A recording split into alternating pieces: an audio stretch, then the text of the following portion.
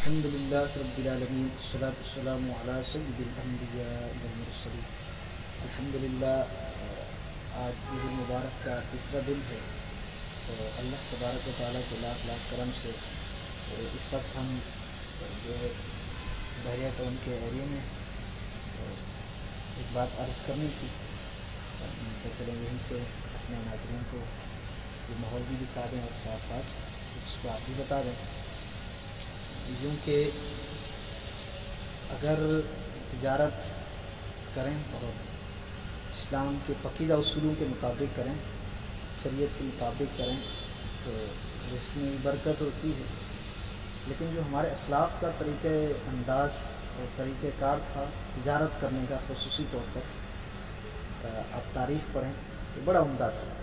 ابھی میں کچھ دن پہلے ایک بزرگ کی سیرت پڑھ رہا تھا، تو اس کے اندر انہوں نے نماز کے لیے جس طرح تاجر لوگ جاتے ہیں تو اپنے بھتیجے کو کھڑا کیا، اور کپڑا مختلف صورتوں میں تھا، یعنی کوئی 200 درہم کا تھا، کوئی 400 درہم کا تھا، کوئی 500 درہم کا، لیکن 200 درہم والا 400 درہم میں دے دیا۔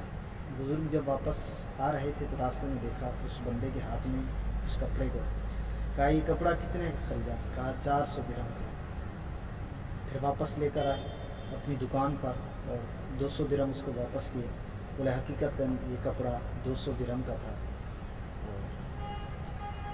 پھر اس کے بعد اپنے بھتیجے کو جو تربیت کی، کہا ہے کہ مسلمان کے ساتھ خیر خائی کرنا یہ نہیں ہے، اسلام تو ہمارے ساتھ سمجھو اسلام نام ہی خیر خائی کا، تو ہمیں چاہیے اچھے انداز کے ساتھ تجارت کریں اور خیر خائی کے جذبے کے ساتھ کریں۔ اللہ عز و جل کی بارگاہ میں دعا ہے عمل کی توفیق عطا فرمائے۔